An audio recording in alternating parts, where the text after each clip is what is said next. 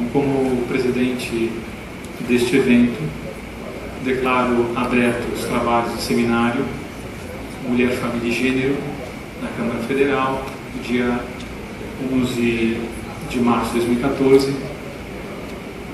E nesse início, então, eu vou chamar para compor a mesa as palestrantes, citando cada uma delas, e também quero registrar aqui também a presença dos assessores, como também a doutora Denise Assunção, presidente do PSC Mulher, e demais colegas aqui presentes. Eu agradeço a presença de todos, então passo a chamar para a composição da mesa.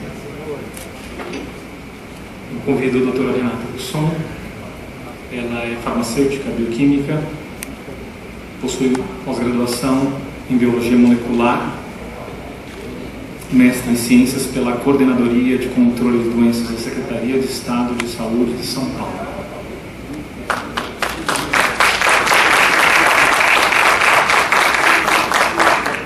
Convido também a doutora Isabela Montalbani, cirurgiã dentista, que tem especialização em saúde coletiva, especialização também em bioética pela PUC, especialização em estratégia de saúde da família pela Unifesp e mestranda em saúde coletiva pela Unicamp.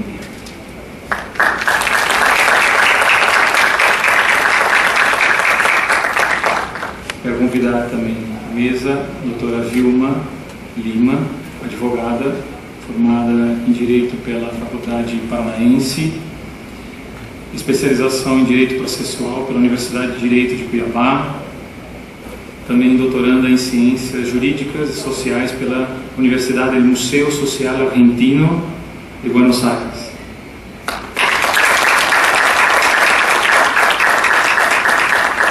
Convido agora também a professora Fernanda Tactani, formada em História pela Universidade Estadual de Londrina.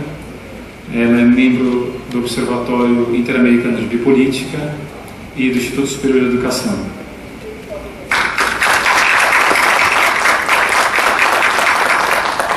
Então, para nós é uma alegria, uma honra começarmos esse seminário neste dia. Eu serei muito breve porque nós já estamos atrasados, né? Então eu quero apenas manifestar, ou seja, o Observatório que organiza o evento fica muito feliz por este dia, pela presença. Agradeço aos palestrantes também por estar conosco nesse dia. O Observatório tem, algumas pessoas me perguntaram, o foco do seminário de hoje, tratando desses dois temas, aborto e gênero, pretende apresentar uma visão global sobre essa temática e refutando também uma série de dados elaborados que não corroboram, na verdade não correspondem à verdade dos fatos. Então os palestrantes estão aqui para poder mostrar isso com muita clareza. Então, nesse primeiro momento, a doutora Renata Gusson terá 1 hora de sua exposição com o tema da palestra Raízes Históricas da Problemática do Aborto. Passo a palavra sem mais e agradeço. Faltou falar uma coisa importante no meu currículo, é que eu sou casada, mãe de 4 filhos, mulher, e estou aqui como mulher para tratar desse tema, que infelizmente vem sendo instrumentalizado por organizações não governamentais que se dizem representantes das mulheres, mas que eu espero ao longo dessa 1 hora de palestra mostrar exatamente a quais interesses elas servem. Então esse é um dado importante, somos todas mulheres. Bom, o aborto é uma realidade, infelizmente, sempre presente na história da humanidade. Assim como o homicídio, assim como o roubo, assim como qualquer tipo de violência. Infelizmente, mulheres matam seus filhos desde tempos imemoriais.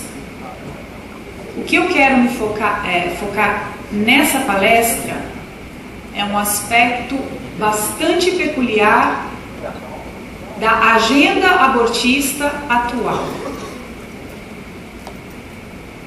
A partir da década de 50, a gente pode situar no tempo e no espaço o início de uma verdadeira agenda abortista para a promoção do aborto. Não é um movimento natural do progresso dos tempos, como querem nos fazer acreditar. Não é como dizer que a mulher evoluiu, a história aconteceu, as lutas se deram e a mulher percebeu que deve ser dona do seu destino e decidir se quer não ter os filhos, e isso como um sinal de progresso. Tudo propaganda enganosa. A gente espera provar, nós quatro aqui, que o que realmente está por trás de toda essa pretensa evolução da mulher. Bom, até a década de 50, o aborto era crime no mundo inteiro, com exceção da Rússia, por motivos ideológicos. A Rússia comunista legalizou o aborto na década de 20. E a Inglaterra, que na década de 30 também legalizou o aborto lá em sua sociedade. Mas aconteceu um fato importante no ano de 1952. E aqui eu vou falar o nome, que daqui para frente vai acompanhar a gente nessas palestras. John Rockefeller III, a família Rockefeller.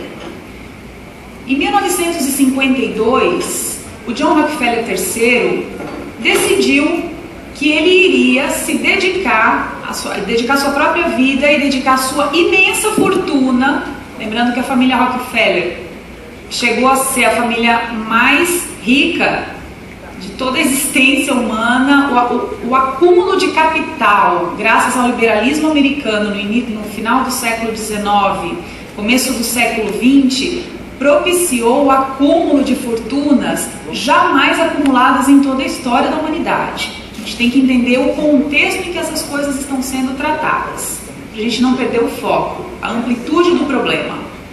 Então, o John Rockefeller III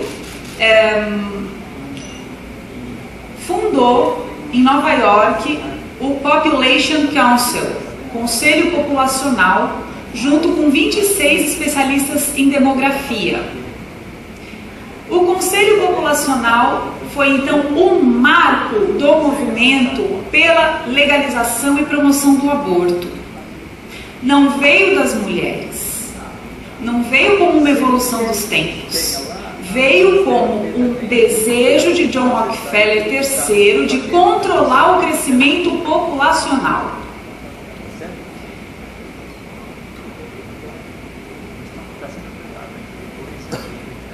Quando ele funda o Conselho Populacional, inicialmente, se estabelece uma meta de 3 etapas para conseguir frear o crescimento populacional no mundo. A primeira etapa, ela vai de 1952, o ano da fundação do Conselho, até o ano de 1959. Basicamente, nesses 7 anos, o que se fez? Foi fornecer o fundamento para um trabalho bem profissional do controle do crescimento populacional. Então, foram criados e financiados centros de pesquisa em demografia no mundo todo, nos 5 continentes, em países estrategicamente escolhidos, por exemplo, nosso país, o Brasil. E não sou eu que estou dizendo isso. Quem tiver interesse pode pesquisar um artigo publicado pelo Dr. Jorge Martini, que é presidente da Associação Brasileira de Estudos Populacionais. O artigo se chama O Papel dos Organismos Internacionais na Evolução dos Estudos Populacionais no Brasil. E nesse artigo ele explica, ele diz como que a partir da década de 50 começou a surgir dinheiro e mais dinheiro e mais dinheiro para quem quisesse trabalhar com demografia. E outros assuntos também importantes nas ciências sociais eram deixados de lado, como a violência, o analfabetismo, mas se você quisesse ter seu trabalho garantido em termos de financiamento, você ia estudar demografia, que ia aparecer dinheiro para te ajudar. Por que isso? O Dr. Jorge Martini talvez não sabia, ele viu o que estava acontecendo, mas não entendeu a causa. É porque o John Rockefeller III elaborou um plano, e a primeira parte do plano era você fundamentar o estudo demográfico no mundo inteiro, para dar subsídios para as fases subsequentes. De 1959 a 1968, houve então a segunda etapa. Foram espalhados programas de planejamento familiar, esse termo é cunhado, planejamento familiar. Centros de planejamento familiar foram espalhados especialmente na Ásia e na África. Conta-se que o Rockefeller, ele tinha receio da Igreja Católica na América Latina e resolveu não mexer com a América Latina de início. E também não colocou isso nos Estados Unidos por motivos estratégicos, para não mexer com o povo americano. Mas ele financiou a difusão desses centros de planejamento familiar na Ásia e na África, né? E como que ele fazia? Ele pessoalmente visitava os representantes dos países que ele estava de olho, e ele marcava um encontro, e no encontro ele ia fazendo perguntas de aspectos sociais. Como é que anda o desemprego no país do senhor? Como é que anda o analfabetismo? E aí então o presidente começava a explicar como estava caótica a situação, e o Rockefeller dizia: sim, eu sei exatamente o que está acontecendo, está aqui, ó. E aí ele pegou os dados daquela primeira fase, os dados demográficos, tintim por tintim, explicadinho tudo o que estava acontecendo em dinâmica demográfica populacional nos países, e apresentava: olha, o que está acontecendo aqui, nesse relatório o senhor pode entender o porquê que o seu país não cresce. Se o senhor não controlar o crescimento da população, o seu país vai empobrecer uma taxa de sei lá quantos % ao ano, vai ficar insustentável manter-se como país. E a pessoa entendia o recado, mas o que eu faço? John Rockefeller dizia: não se preocupe, nós fazemos. Eu esqueci de dizer, a família Rockefeller, quando a Fundação Rockefeller iniciou seus trabalhos, parece, ao que tudo indica, que de fato o John Rockefeller I, o magnata do petróleo, ele tinha realmente uma veia filantrópica genuína. Alguns questionam, dizem que não, que ele foi um cara muito truculento na forma como ficou rico e manteve o monopólio, então ele tinha que, digamos, suavizar a sua imagem, por isso ele deu uma de filantropo. Mas ao que tudo indica, ele de fato era sincero, ele buscou erradicar e erradicou doenças em vários cantos do mundo. A educação superior, por exemplo, na medicina nos Estados Unidos, deve o seu padrão ao trabalho da Fundação Rockefeller. Inclusive o Hospital das Clínicas, lá em São Paulo, que é referência para a América Latina, a gente precisa saber, foi John Rockefeller que investiu dinheiro para a contratação de professores de tempo integral, regime exclusivo, mexeu no currículo da faculdade. E se a gente não tem o Hospital das Clínicas, por exemplo, na Bolívia, é porque, com essa qualidade do Hospital das Clínicas do Brasil, daqui de São Paulo, é porque o John Rockefeller não investiu lá. Então, é uma família que, de fato, no início, começou na veia benemérita. Só que, com o tempo, então, eles foram percebendo que o que adiantava, segundo eles? Fazer tanto bem, e aí aparece a guerra e destrói tudo, acaba com tudo. Eles começaram, então, a buscar a paz no mundo. Eu não vou entrar nesse aspecto, porque é uma coisa um pouquinho mais profunda, mas é só para dizer para vocês que houve um bom início, mas com o tempo as intenções foram mudadas, totalmente mudadas. E o que é interessante numa fundação, para a gente entender, por que surge a fundação? A fundação surge porque quando morria um magnata, o governo começou a taxar as grandes fortunas de tal modo que, se você fosse o herdeiro de um magnata, você ia ter que pagar quase todo o valor dos bens para o governo, para poder receber aquela herança. a não ser que você destinasse o dinheiro à filantropia. Então, sempre que morria um magnata, surgia uma fundação. E é assim que surge, então, essa realidade chamada fundação. Nos Estados Unidos existem centenas de fundações, mas existem as mais. A Rockefeller, a Ford, a MacArthur, que a gente vai falar mais pra frente. E o que acontece na dinâmica de funcionamento de uma fundação? Eles têm muito dinheiro e eles têm seus interesses. E eles têm seus dirigentes e os dirigentes não são eleitos pelo povo. Não existe nenhum tipo de controle que a população possa fazer nos rumos que aquela fundação está dando ao seu enorme fundo monetário. Esse é o grande problema. Acabou se tornando, como a gente vai ver, um poder extremamente forte, maior do que muitos governos, sim, capaz de influenciar as políticas a partir de fora, influenciar dentro dos países em que eles estão querendo trabalhar.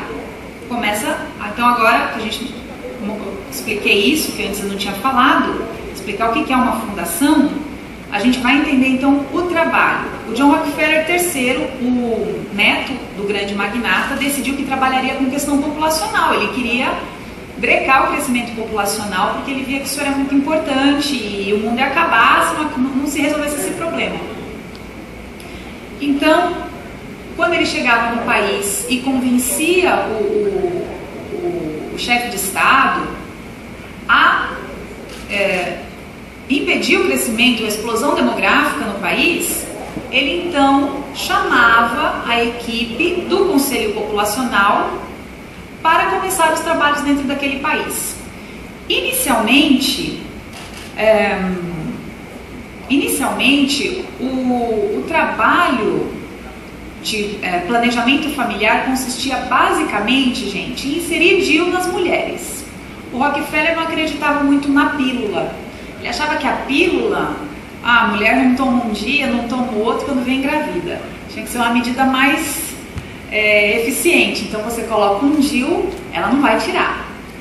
E um dado importante, vocês sabem de onde vem a ideia do DIU?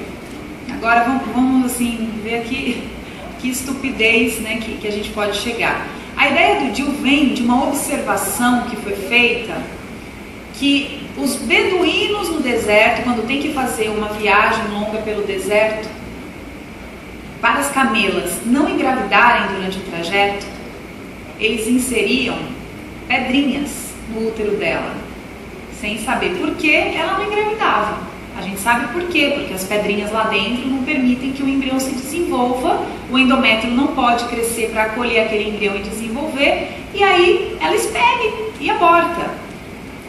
É o mesmo princípio. Então as pedrinhas da camela foram transformadas em DIUs para as mulheres, para as humanas, né?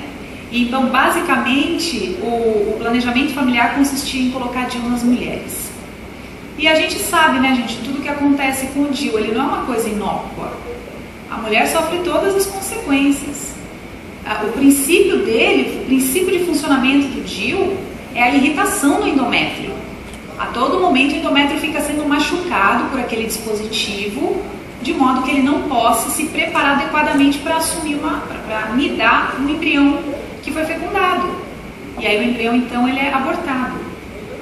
Peritonite, salpingite, septicemia, muitas mortes.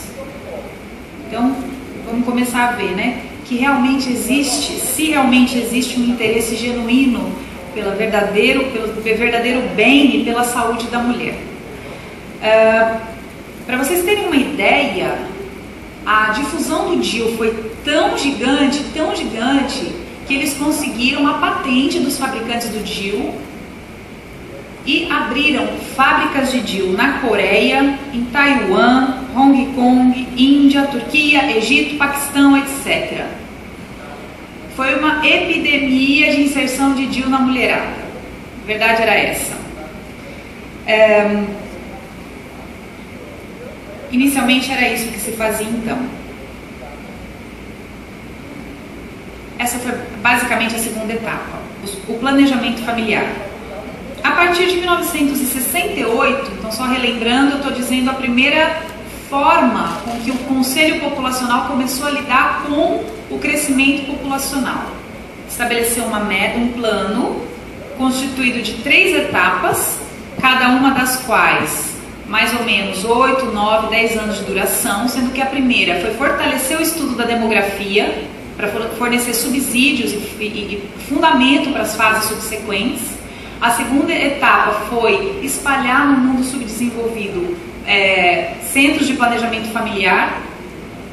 E a terceira, uma vez já tendo a vitrine do planejamento familiar funcionando nos diversos países, foi fazer um lobby. O próprio Rockefeller deixou então um pouquinho de visitar os chefes de Estado, passou então a realizar um lobby junto ao governo norte-americano para que o governo reconhecesse que o crescimento populacional nos países em desenvolvimento, subdesenvolvidos, naquela época, era um risco para a segurança interna norte-americana. E o lobby funcionou. O lobby funcionou. O Nixon se convenceu e daí então surge um relatório. Isso é importante, quem quiser estudar, anote esses nomes, vale muito a pena a gente ver que nada é teoria da conspiração, tudo já é a prática. Quem quiser então procure o relatório Kissinger.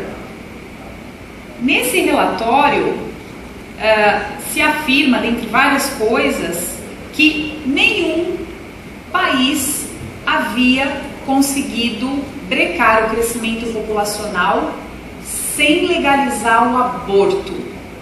Ponto. Aqui a coisa fica mais séria. Nenhum país conseguiu jamais frear o crescimento populacional sem legalizar aborto. Não só legalizar, mas promover a prática do aborto. Bom, desse relatório, então, surge dentro da USAID. A USAID é a Agência Norte-Americana de Ajuda para Desenvolvimento Internacional. Surge, então, a Secretaria, o Departamento de Assuntos Populacionais.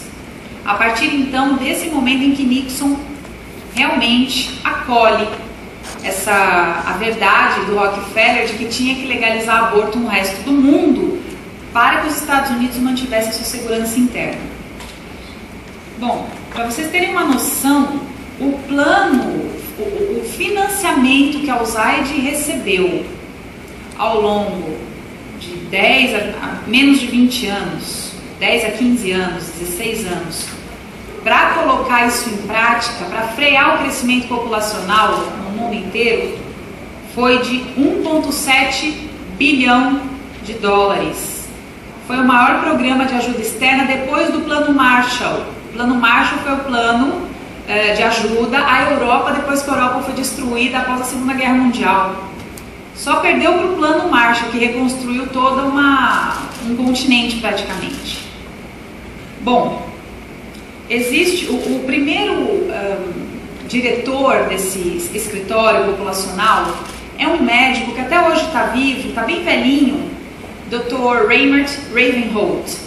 Ele era um médico epidemiologista e um homem assim que a gente pode chamar ele de um workaholic, assim, um cara apaixonado pelo que fazia. Se você dava uma missão dada, missão cumprida. Eu vou ter que frear a população mundial, pois é isso que eu vou fazer. E, de fato, ele teve assim uma série de frentes de atuação e ele era um fanático, digamos assim.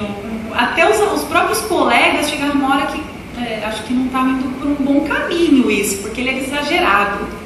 Para vocês terem uma ideia, a USAID, então, começou a treinar médicos para esterilização forçada no Johns Hopkins. Vocês já devem ter ouvido falar nesse hospital, é uma referência nos Estados Unidos em ginecologia. Então, o que a USAID fazia? Mandava cartas para os departamentos de ginecologia de todos os países, especialmente os países em desenvolvimento. Praticamente no Brasil, todos os departamentos de ginecologia receberam esse convite para enviar médicos para passar, sei lá, uma semana, 10 dias nos Estados Unidos, com tudo pago, sem se preocupar com nada, para receber um treinamento do John Hopkins para esterilização. Foi desenvolvida uma técnica com uma videolaparoscopia, chamada Laprocator, para se fazer a esterilização das mulheres de um modo rápido, através de laparoscopia.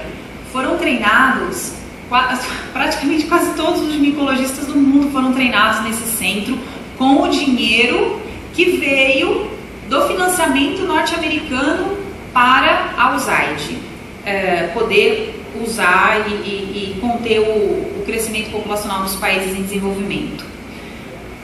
Foi também distribuído um kit para aborto manual a centenas de milhares. Você já deve ter ouvido falar de uma técnica abortiva chamada AMIU, a aspiração manual intrauterina.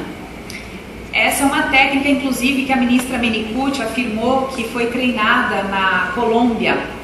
Essa técnica, ela consiste num aparelho que faz um vácuo manual, então você pode usar em países muito pobres, que não tem eletricidade, inclusive foi por isso que ele foi desenvolvido, exatamente por isso, para ser usado em lugares pobres, sem uso de eletricidade.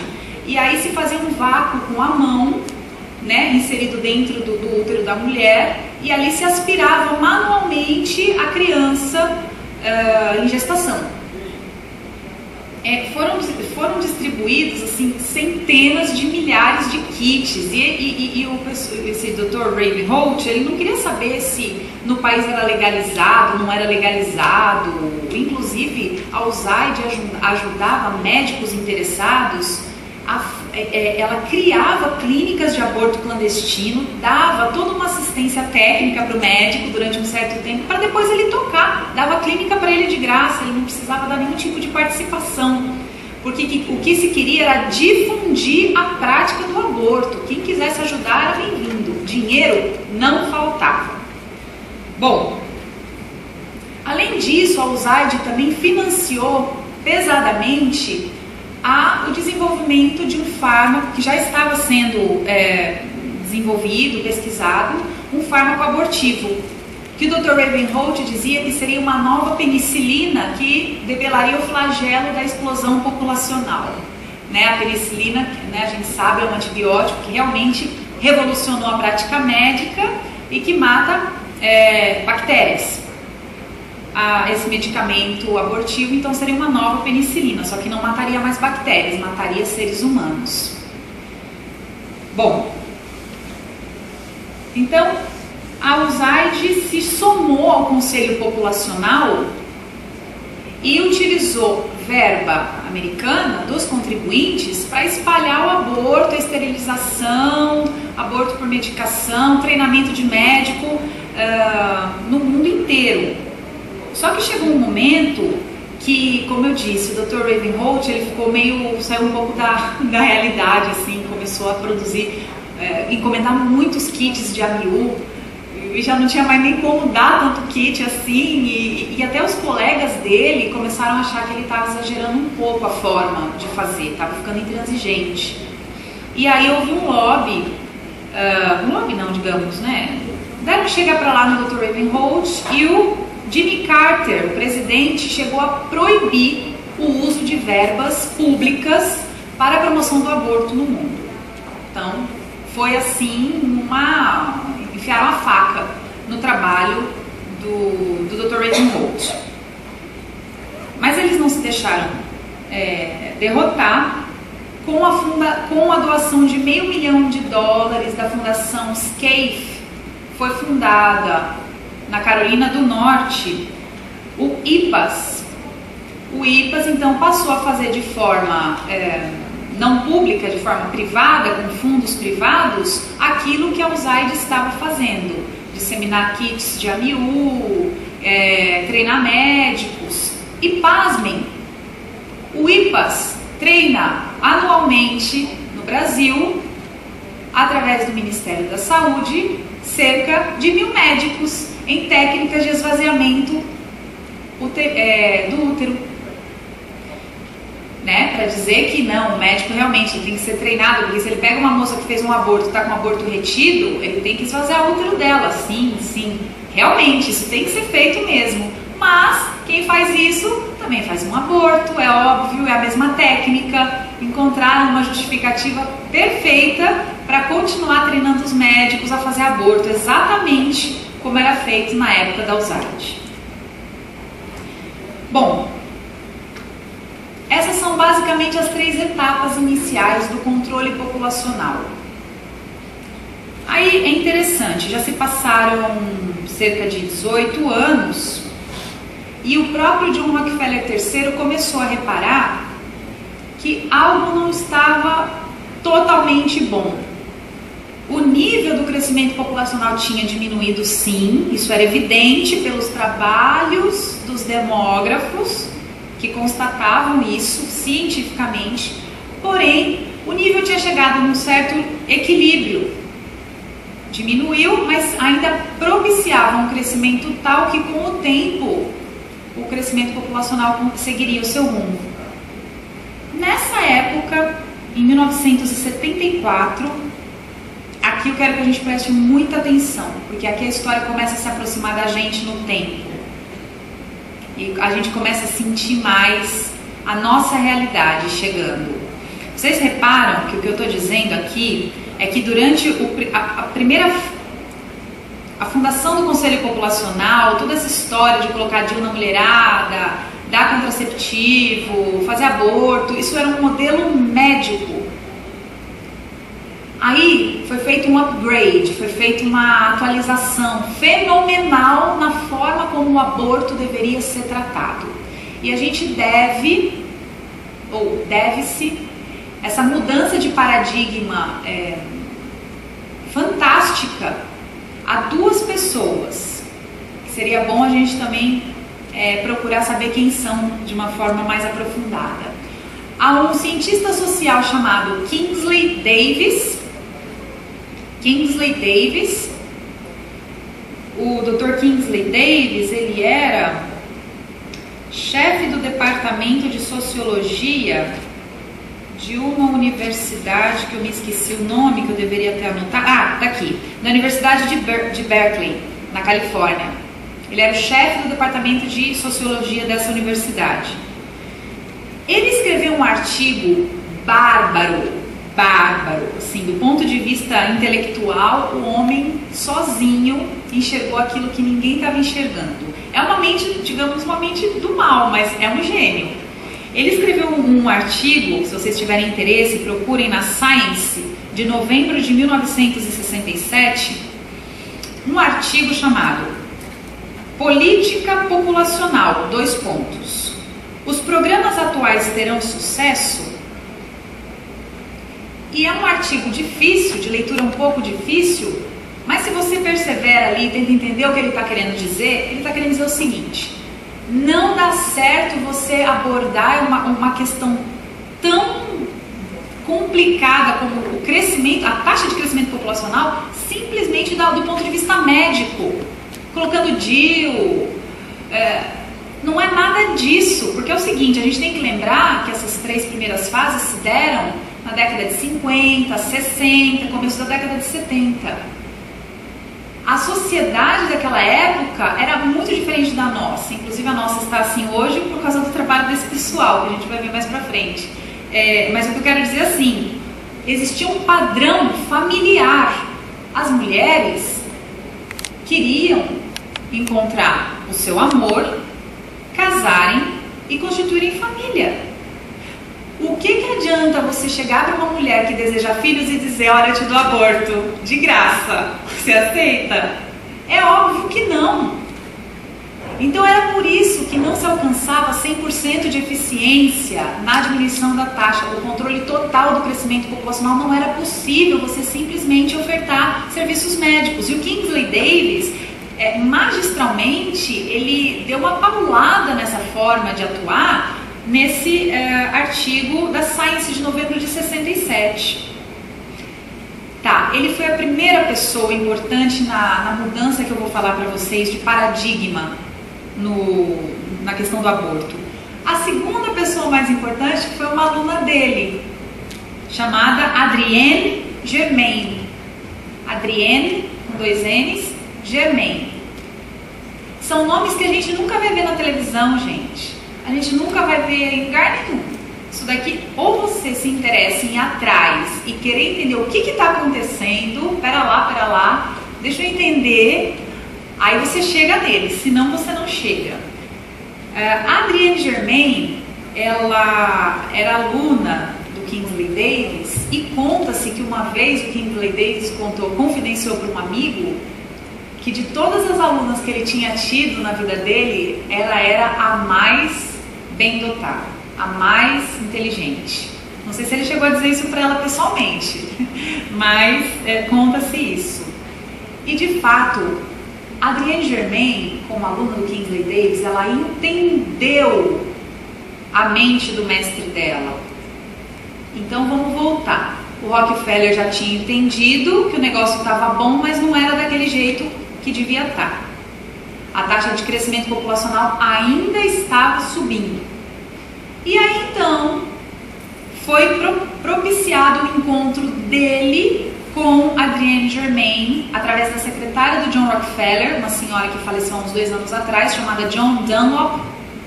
Ela falou: olha, Rockefeller, tem uma mulher que entende o que está acontecendo. E ela pode te explicar o porquê. Ela conversou comigo, eu não entendi muito o que ela falou, mas eu acho que essa mulher tem a saída. E isso está na biografia da Adrienne Germain. Ela tem uma autobiografia. Interessante a autobiografia dela. Ela conta, ela é bem expansiva também, ela fala bastante, assim, ela é uma mulher bem próxima. E ela conta que foi um jantar de 4 horas que ela teve com o Kingsley Davis, com o John Rockefeller III. Em 4 horas, ela convenceu o Rockefeller que ele tinha que mudar a forma. E ele entendeu. Ela dizia assim: os serviços médicos colaboram, então, realmente colaboram para diminuir as taxas, em 40%. Os outros 60% o senhor não vai conseguir enquanto o senhor não alterar a estrutura social. Enquanto o senhor não fizer a mulher perder a motivação de ter os filhos, enquanto o senhor não fizer isso, por mais árduo que seja esse trabalho, o senhor infelizmente não vai conseguir o seu intento, vai conseguir ele parcialmente. E ela dizia então o que deveria ser feito. Primeiro, esse negócio de família tem que sumir da face da terra. Talvez ela não tenha dito com essas palavras, mas a ideia é essa. A família tem que sumir do tecido social. Porque enquanto uma mulher achar que ela tem que casar e ter filhos, ela vai casar e ter filhos e não vai querer aborto de jeito nenhum. Ela vai achar a coisa mais horrível do mundo. Então você precisa alterar os padrões para assumir com a família. Você precisa, entre outras coisas, alterar os padrões das condutas sexuais. Seu Rockefeller, é o seguinte: o senhor vai ter que começar a investir dinheiro em movimento gay. O senhor entenda isso. O senhor precisa desestruturar a normatividade. Não, o que é? Heteronormatividade. O senhor precisa acabar com essa história. Família, inicialmente, tem que ser tudo, para depois ela não ser mais nada. Porque aquilo que é tudo é porque não é nada. Então, o senhor precisa alterar os padrões das condutas sexuais. Lésbica, bissexual, transexual, o senhor vai ter que mexer nesses assuntos. Doa quem doer, goste quem gostar. O senhor vai precisar também tirar a mulher de dentro de casa. Uma mulher dentro de casa vai engravidar e cuidar dos filhos, a verdade é essa. O senhor tem que tirar, a mulher tem que estudar mais, tem que fazer uma série de um caminho acadêmico, fora de casa, ela tem que ir para o mercado de trabalho, ela não pode sonhar em ter um lar. Ela tem que sonhar em ser bem-sucedida, sei lá, por 1001 motivos, menos numa família. Você tem que fazê-la perder a motivação. Gente, que interessante isso. Vamos observar do ponto de vista intelectual, chegar nesse nível de refinamento para entender realmente como lidar com um problema é fabuloso. Bom, o senhor vai precisar também mexer num assunto que não vai agradar muito, mas é na educação sexual precoce. Cada vez mais cedo as crianças vão precisar ser educadas sexualmente educadas ou doutrinadas sexualmente. Interessante.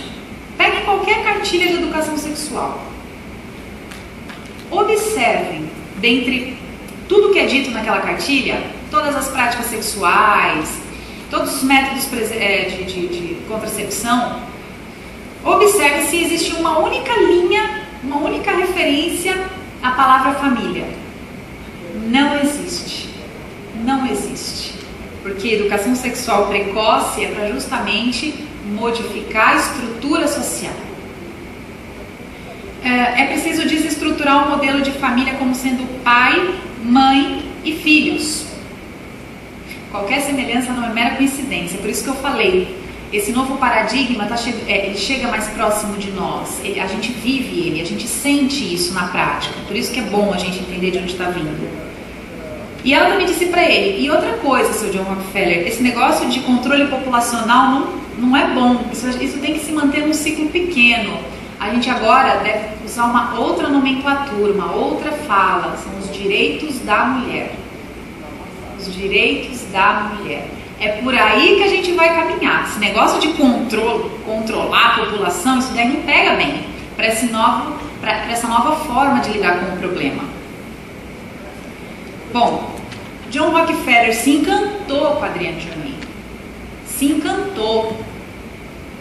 Assimilou muito bem, entendeu realmente o problema, entendeu muito bem. A Adrienne Germain foi luminosa para ele naquele dia.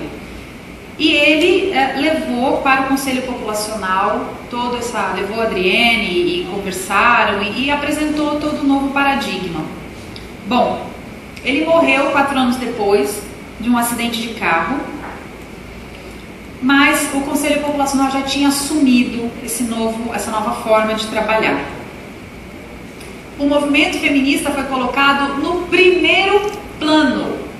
Isso foi tão forte, gente. Se vocês tiverem interesse, entrem no site do Dr. Reimert, R-E-I-M-E-R-T,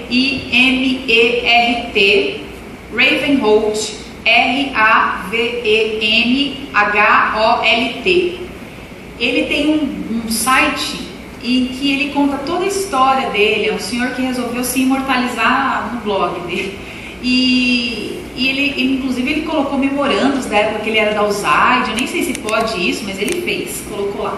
E você sente nas coisas que ele escreve um ressentimento profundíssimo contra esse pessoal da Adrienne Germain.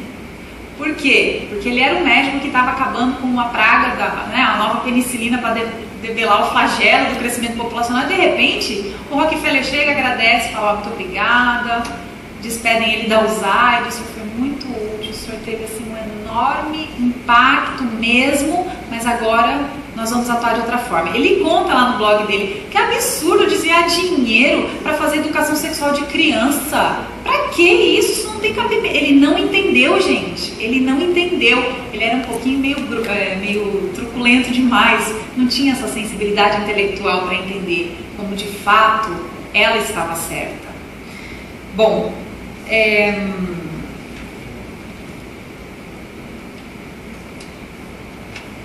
deixa eu ver quanto tempo eu tenho. Tá. Bom.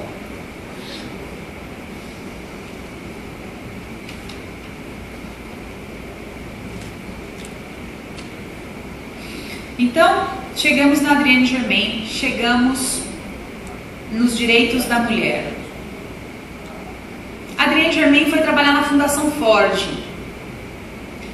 No ano de 1991, a Fundação Ford elabora e divulga um documento intitulado Saúde Reprodutiva, uma estratégia para os anos 90. Leiam também, isso é muito, tudo anotem, vão atrás, leiam, gente.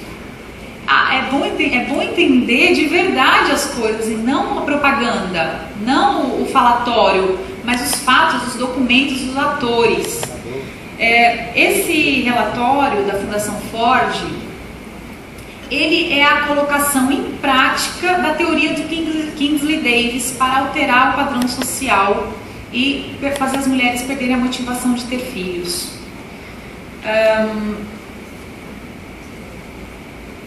Então, é cunhado o termo direitos sexuais e saúde sexuais e reprodutivos, né?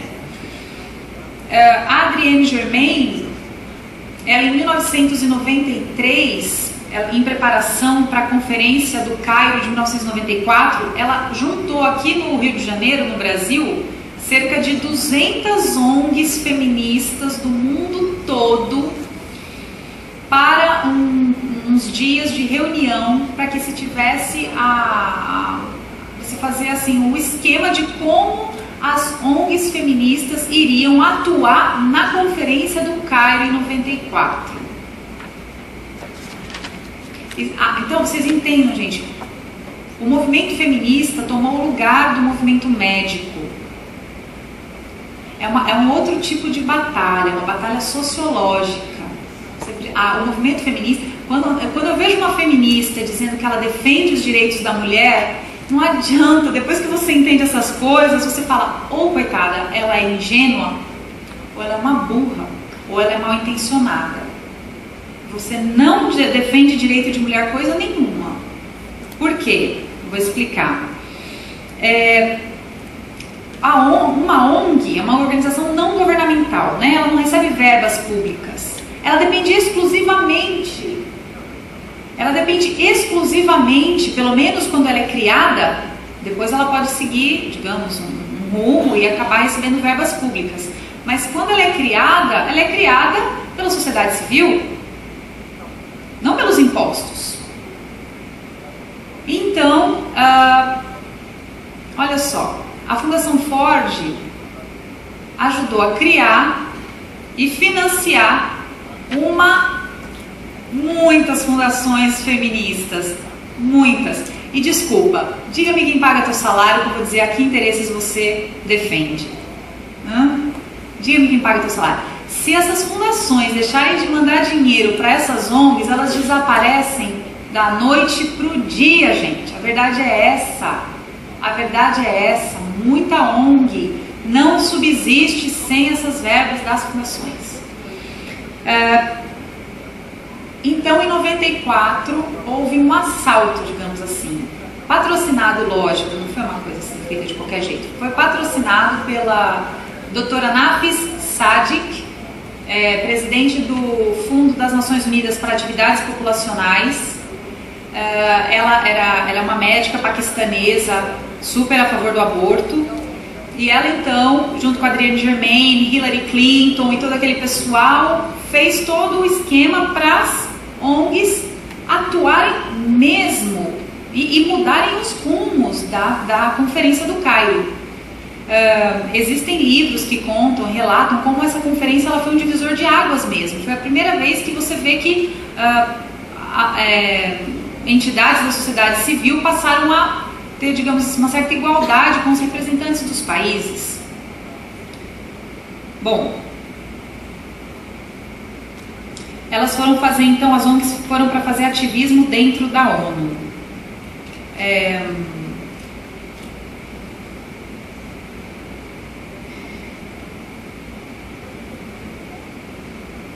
É que são muitas informações, eu tenho que selecionar, senão não vou ter tempo de falar tudo, né? Eu tenho que selecionar o mais importante. Bom, a Fundação Ford, quando lança esse documento intitulado Saúde Reprodutiva, uma estratégia para a década de 90, ela disponibiliza esse material para que outras fundações pudessem se somar ao trabalho. E aqui vamos entrar cada vez mais no Brasil. No final da década de 80, no começo da década de 90, a Fundação MacArthur, o John MacArthur e a Catherine MacArthur, o John MacArthur chegou a ser o segundo homem mais rico do mundo. E no começo da década de 90, a MacArthur então soma-se, ela entende, porque essas fundações elas trabalham em conglomerados, é um certo tipo de governo oligárquico, na verdade, né? Elas trabalham entre elas, assim, estabelecem suas metas, tem o financiamento, dinheiro para tal, e mandam, e fazem e acontecem, e usando, às vezes, nós como seus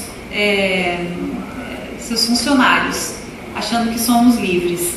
Então, a Fundação MacArthur, ela vem ao Brasil com um financiamento de 36 milhões de dólares para ser usado ao longo de 10 anos para inserir os direitos sexuais e reprodutivos no Brasil e legalizar o aborto.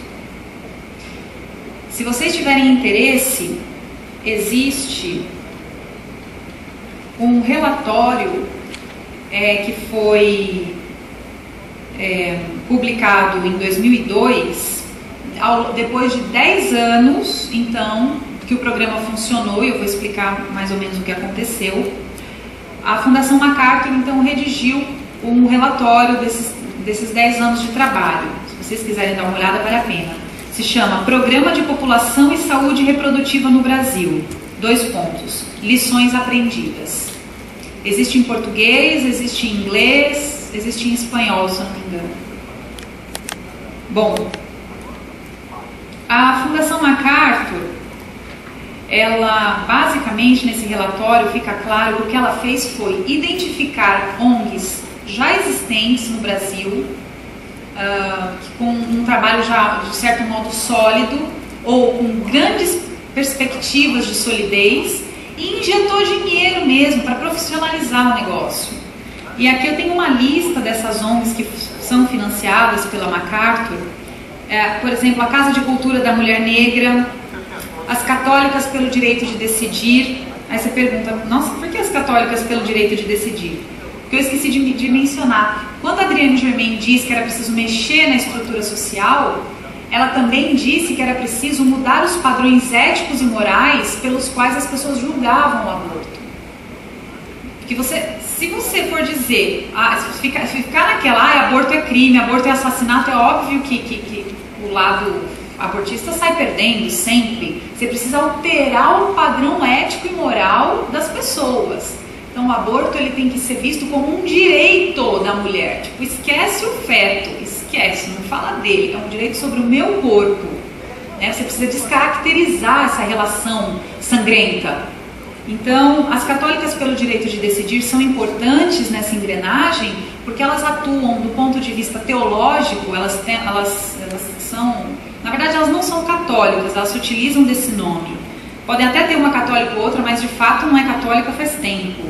Mas elas trabalham nos campos da filosofia, da teologia, das ciências sociais, justamente minando esse discurso moralista, como elas chamam, né? de direito à vida, de respeito à vida, de nada disso. Elas começam, tanto é que aqui eu vou ler para vocês a Frances Kissling, que foi diretora das Católicas pelo Direito de Decidir, uma norte-americana que foi freira durante um tempo, depois saiu, abandonou, e aí foi trabalhar com aborto, e ela estava bem decidida do que ela queria na vida. Ela foi freira e depois foi trabalhar com aborto. E aí ela diz assim, numa entrevista que ela deu enorme, de 7 horas, essa entrevista a gente também pode disponibilizar se vocês quiserem. Ela diz assim: se você puder derrubar a moral católica, que é a mais desenvolvida, você derrubará por consequência todas as outras. A perspectiva católica é o lugar certo onde começar o trabalho, porque a posição católica é a mais desenvolvida. O que ela quer dizer aqui? Essa história de pessoa humana, o que é pessoa, né? Que alma, né? Forma e matéria, essência e acidente, toda essa linguagem teológica realmente ao longo de 2000 anos sendo desenvolvida, deu para a antropologia católica, né? Para a visão católica sobre o ser humano, um peso. Então ela dizia, você tem que destruir aí, não adianta você pegar não, é ali que você tem que ir, você tem que causar a confusão, digamos, destruir, desconstruir esta visão, aí você derruba o resto. Aí ela continuando, nenhum dos outros grupos realmente tem declarações tão bem definidas sobre personalidade, quando a vida começa, fetos, etc. E se você puder refutar a posição católica, refutou todas as demais. Assim, se você derrubar a posição católica, você ganha. Então, não é à toa que a gente vê, né? Nossa, como é que elas podem ser católicas? Parece que elas são contra tudo que é católico. É óbvio, ai delas se não fizerem isso. O financiamento não vem, vão deixar de receber o salário, né?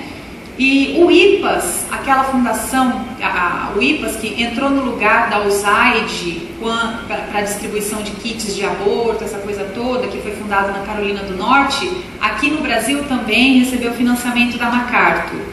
O Cefêmia é conhecido aqui, ele trabalha aqui no Congresso, assessorando os parlamentares na elaboração de leis que visem, né, legalizar o aborto, toda essa questão de direitos da mulher. O Cefêmia também recebeu, ao longo desses 10, 12 anos que o relatório apresenta, o resultado, também recebeu financiamento da Fundação MacArthur. A Rede Feminista de Direitos Sexuais e Reprodutivos. Essa rede feminista ela é importante para atuar nos conselhos de saúde.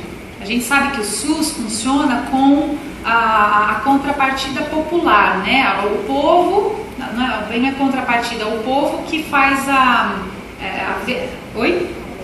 o controle social, isso mesmo, o povo acompanha e também coloca as metas e cobra também dos governantes. O SUS garante essa presença da população. Como que se dá isso? Através dos conselhos. Então, a cada, 2 anos, não me recordo, acho que são 2 anos, existem os conselhos municipais de saúde, ali são feitas diversas propostas, são votadas essas propostas entram numa carta, né, e o município tem lá 2 anos para cumprir aquilo, e se não cumpre vai ter que se explicar. E assim existem também os conselhos estaduais e o Conselho Federal de Saúde.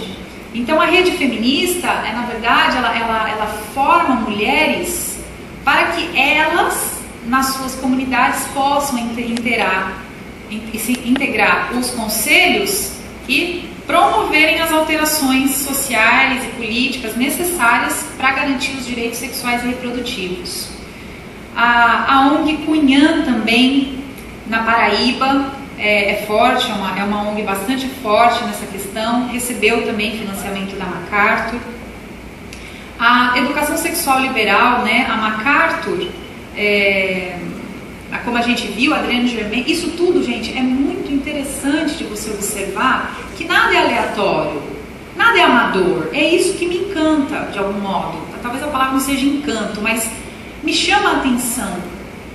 Tudo tem uma lógica de ser. Por que estão querendo? Por que a MacArthur vai, por exemplo, ECOS, né? A gente conhece lá em São Paulo bastante a ECOS.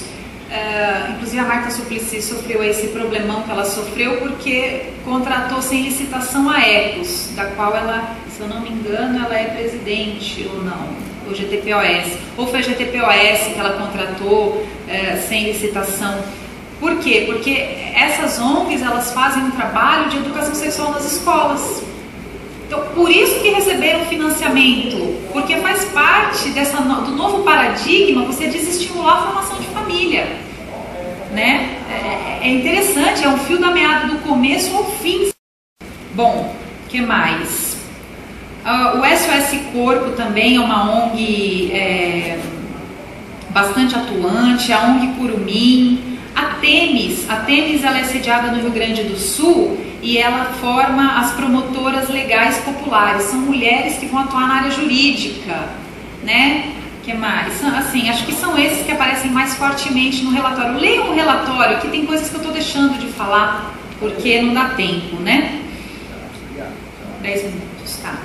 Bom, e do mesmo jeito que a ONU passou então a ser pressionada pelas ONGs feministas para que os direitos sexuais e reprodutivos sejam cobrados dos países, em 1996 o Fernando Henrique Cardoso copiou a mesma estrutura, revitalizando a CISMO, a Comissão Intersetorial de Saúde da Mulher.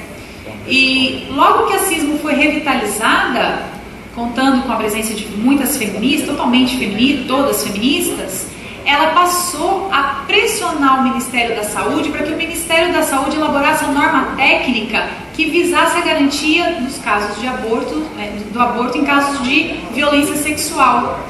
Aqui, fazer um adendo muito importante, os termos são muito importantes. No Brasil não existe aborto legal, isso choca, mas é verdade. A lei diz o seguinte, que no Brasil o aborto é crime, mas que não se imputa, pode-se não imputar a pena em 2 casos, se a mulher correr risco de vida e se for caso de uma gravidez após um estupro, uma violência sexual. Então, não tem essa de aborto legal no Brasil. Só que aquele negócio de que uma mentira é repetida 1000 vezes, ela vira verdade, é verdade, ela pega mesmo. Então, não existe aborto legal no Brasil. Mas a CISMO começou a pressionar o Ministério da Saúde para que o Ministério da Saúde fizesse mesmo uma norma técnica dizendo como é que vamos atender essas mulheres. E aí realmente foi lançada a norma técnica do aborto em 1998, se eu não me engano, vocês desculpem se a data estiver errada, ou 99, foi aquela do José Serra, a primeira, né? Bom, isso para mostrar para vocês desculpem, é que é muita informação, 1 hora não é o suficiente, não chega nem perto. Tem coisas que se a gente não, que se eu falasse, ficariam muito mais claras, trariam muito mais luz nessa questão. Mas o que eu quero dizer aqui hoje, e concluir a minha fala, é o seguinte, mais uma vez, né, ou infelizmente, sei lá, mais uma vez, ou uma vez por todas, a mulher ela está sendo instrumentalizada.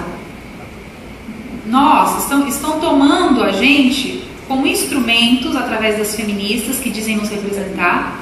Somos réis instrumentos para uma alteração social global perfeita, para a alteração das dinâmicas sociais. Isso deve ter implicações muito maiores que eles estão querendo, com toda certeza, gente.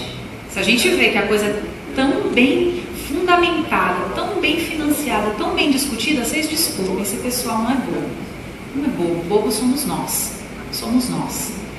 E então, o que eu quero dizer para vocês é que estão se utilizando da mulher para destruir a família, para arrancar a família da estrutura social.